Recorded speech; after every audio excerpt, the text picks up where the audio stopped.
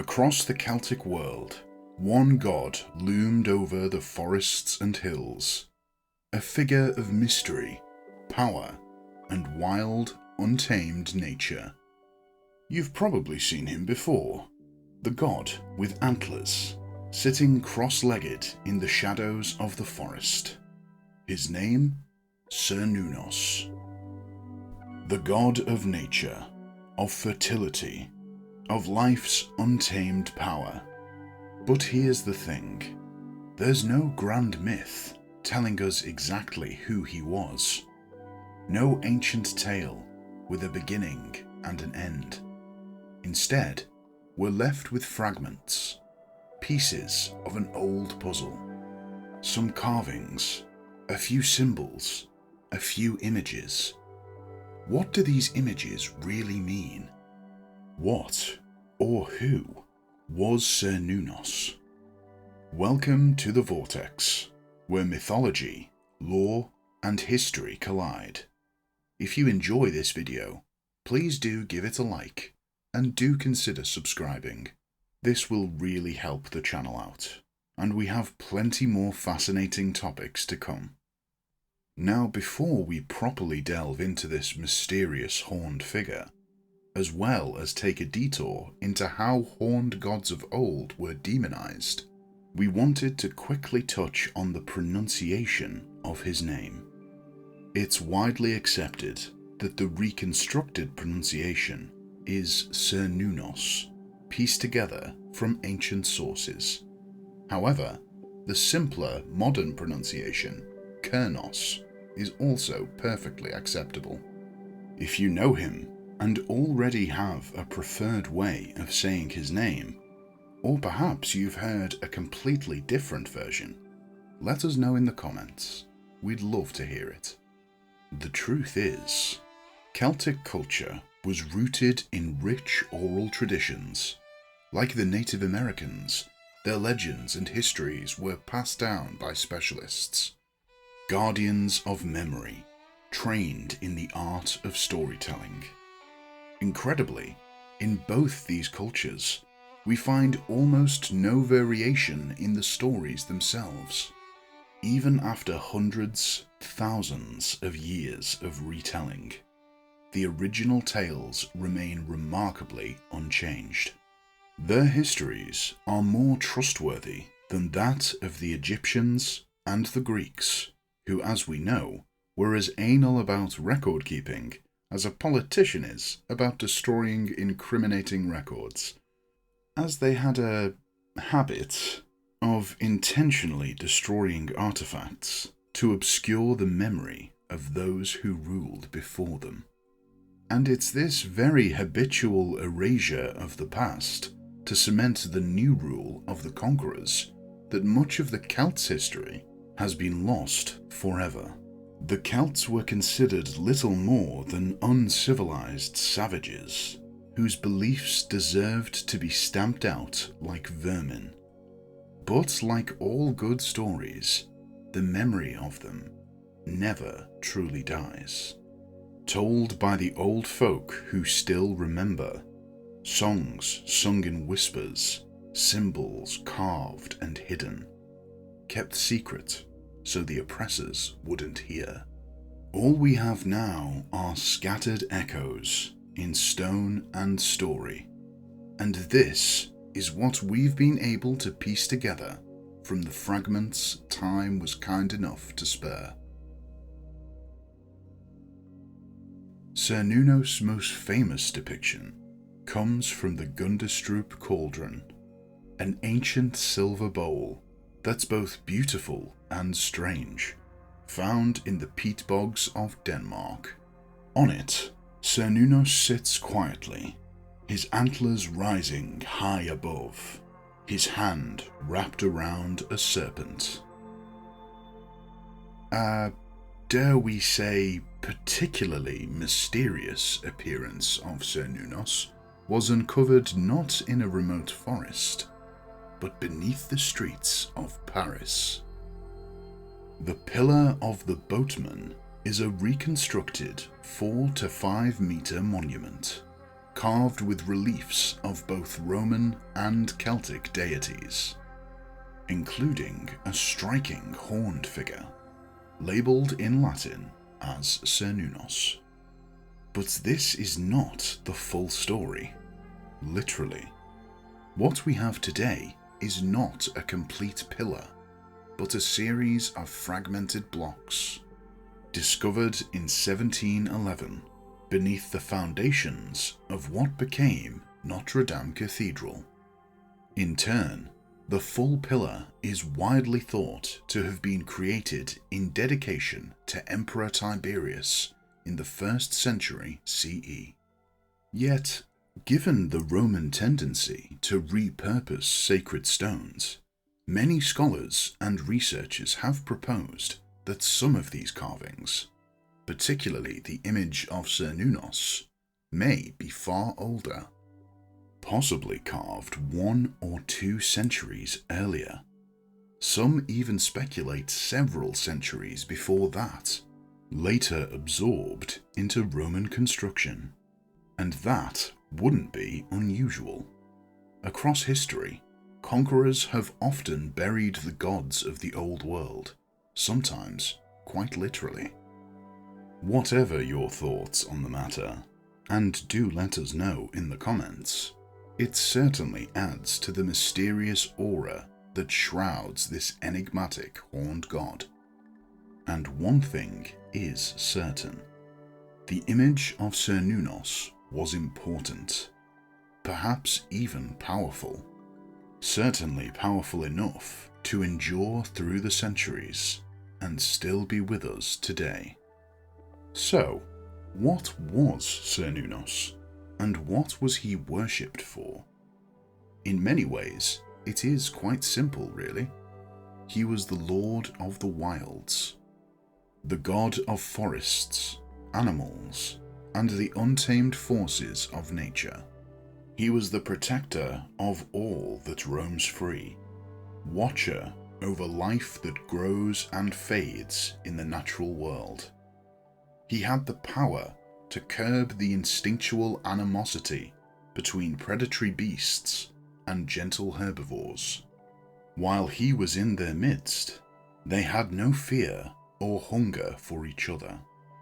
Could he even represent similar, yet entirely separate ideas found in Taoist philosophy, where nature is not just the trees and the beasts, but the deeper rhythm between all things, the quiet law that guides the flow of life?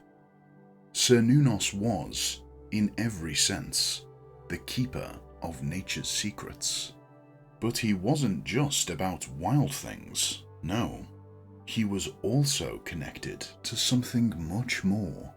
Cernunnos was tied to all things that occurred naturally, and that included the precious metals and stones from the earth, so he became a god of prosperity too. That's why, in many depictions, you'll see him surrounded by coins, human symbols of abundance. The earth isn't just wild, it's rich, full of life and treasure, above and below the ground. And Cernunnos was the one who guarded all that wealth, a celebration of Earth's bounty. And then there is his appearance. Originally, Cernunnos was a bearded man with large antlers. Gold and silver finery were strung between his horns, and he rarely wore clothes, cementing his wild and primal nature. He's usually seated in a cross-legged position, while surrounded by the beasts of the earth, both fearsome and gentle. Aurochs, serpents, boars, wolves, and deer. In many ancient cultures, antlers were a sign of power, transformation, and spiritual connection. They were the bridge between the human world and the divine. Cernunnos, with his antlers, was a god who walked between worlds, guarding the boundary where life ends and where something more begins. But here's the thing. We only have a handful of artifacts to prove he even existed. He was so central to Celtic beliefs that all images, statues, and carvings were destroyed with more ferocity than any other deity in the British Isles. Luckily, Cernunnos was already everywhere. He was in the trees, the rivers, the very earth beneath our feet. He didn't need a building to make his presence known. Absolutely not. His worship was imbued in every aspect of the Celts' lives, in the spaces between the trees, in the groves where people met nature face to face, in the sky and in the sounds of the night, the very essence of life itself. And then, everything changed. With the constant invading forces, Rome, Anglo-Saxon, and Viking, each new wave of oppressors chipped away at the belief system that had no written record to refer back to.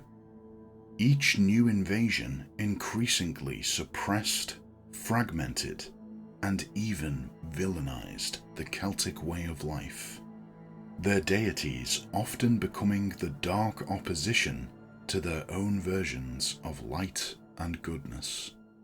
As time moves on, with various external influences and plays for power, Cernunnos' iconic features, once a symbol of power and connection to all things natural, became twisted into something sinister. The horned god was no longer a protector of life. He became a symbol of all of the blasphemies that could befall mankind. Why did horns, of all things, change from something sacred to something feared? Let's explore this for a moment, if you'll allow the diversion. The answer lies in what horns represent: strength, vitality, and wild power. The fierce need inside us all to run and be wild and free, like the creatures of the forest. As society grew more organized, more controlled by men who wanted dominion over their subjects, that free-spirited way of life became something dangerous. It was something kings and institutions couldn't control, and so horns began to symbolize chaos, the untamed, the raw forces of nature that couldn't be civilized. The Celts were one of the later civilizations that were conquered in Europe. Before them, there were many other cultures known to the major powers at the time that were rife with horned deities. India had Varaha, the Egyptians had Amun, Hathor, Khnum, and Banebdjedet. And of course, from the Alpine folklore of Europe to the myths of Greece and Rome, we had figures like Krampus, Pan, and Faunus, each in their own way embodying the wild, the horned, and the untamed. So, is it really that surprising that horns, in particular, became demonized? Especially when nearly every religious tradition of the time had some form of horned beast in its mythology, and with them other animal traits, fur, hooves, fangs, and deep associations with the wild creatures of the earth were cast onto demonic entities.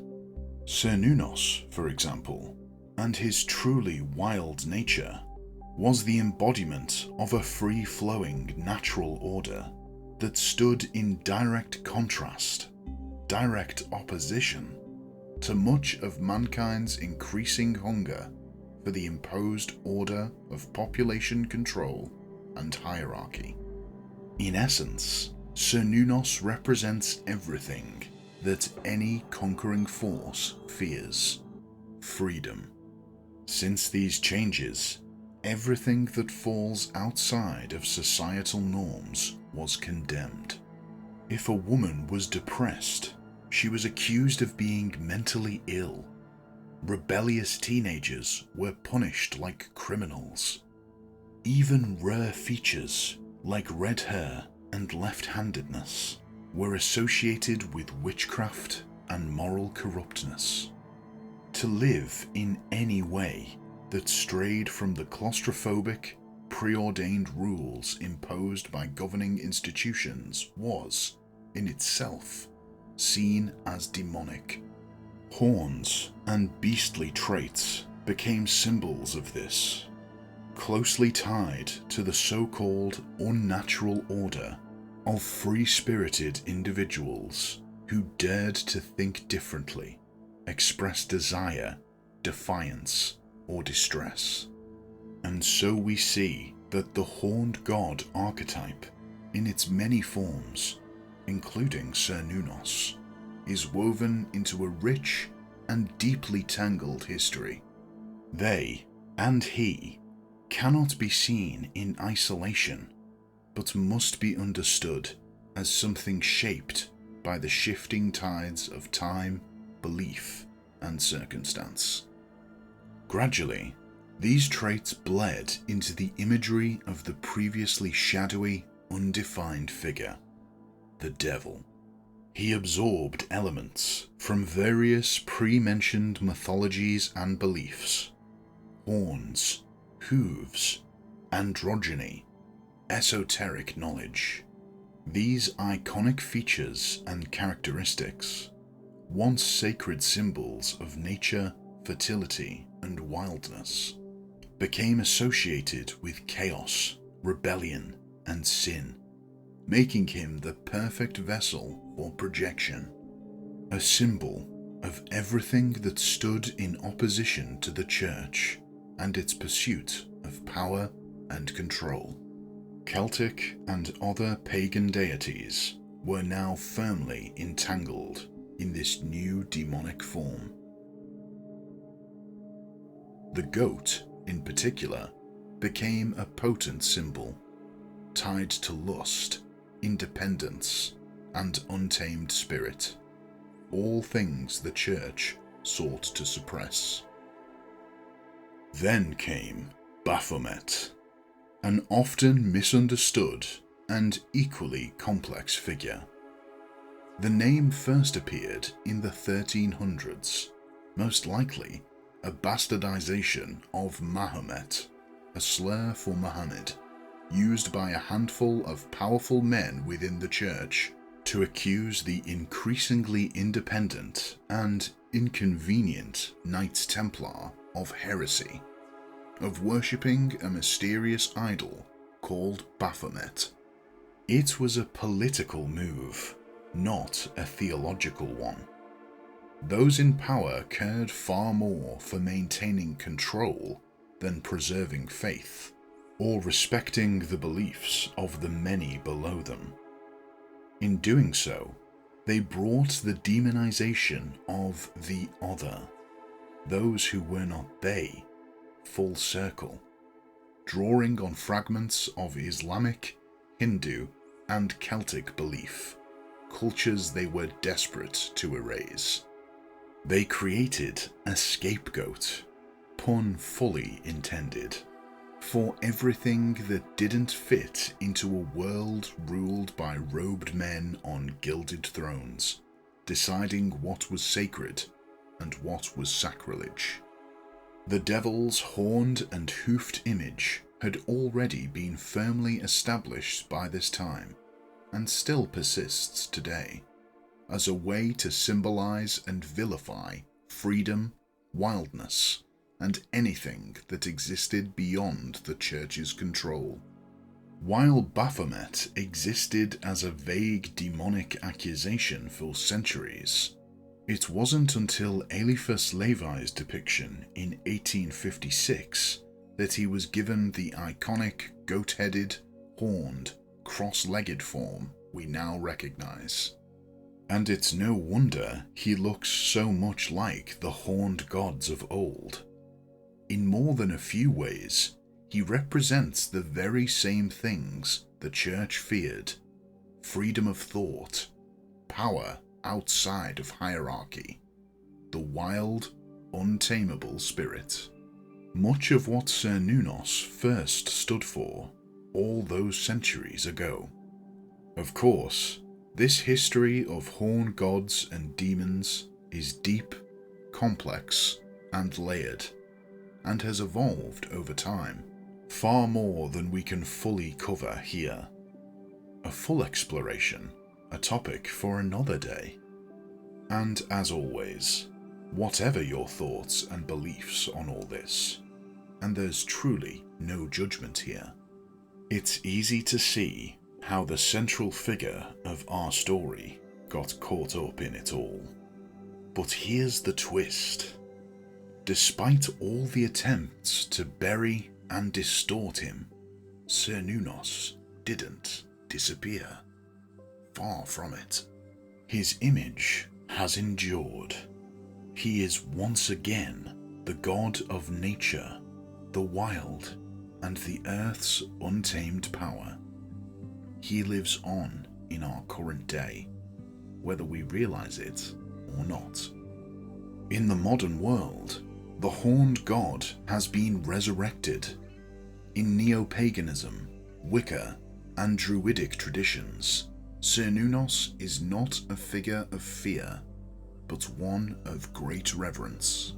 Depictions of nature spirits in fantasy and art, they all carry the spirit of Cernunnos. He's a symbol of the primal forces within us, the deep connection to nature that's never really disappeared. Yet, given the meagre body of lore there is to take from, modern practitioners have slowly begun to fill in the blanks with more modern interpretations of Cernunnos. This Celtic history and their sacred stories are getting a rewrite, forced to do so due to the erasure of their beliefs. To some, Cernunnos now resembles something more akin to Baphomet. To others, he is known as a figure in the form of the original older man with a beard who just happened to have antlers. But what hasn't changed is the heart of what Cernunnos always was. He still is a symbol of the forces that move through the earth and through us all, reality's true nature. And like all of the gods of old, he's morphed and changed with the times. And doesn't that describe the wild, unpredictable, uncontainable nature of Cernunnos anyway? If he survived this far, surely he will continue to survive for millennia more. A figure who lived between the worlds of the physical and the other side. A god of nature, of wild power, of abundance. Caged for a time, known only to the few, he has now been released, roaming freely, inhabiting the deepest untouched corners of the wilderness he protects, far from the constraints of the modern world, every so often appearing on the boundaries, calling us all to remember our true nature. Thanks for joining me on this journey through myth and mystery. If you enjoyed this deep dive into the horned god, make sure to like, subscribe, and let me know your thoughts in the comments. Until next time, keep an eye on the trees and an ear to the wind. What images does that stir?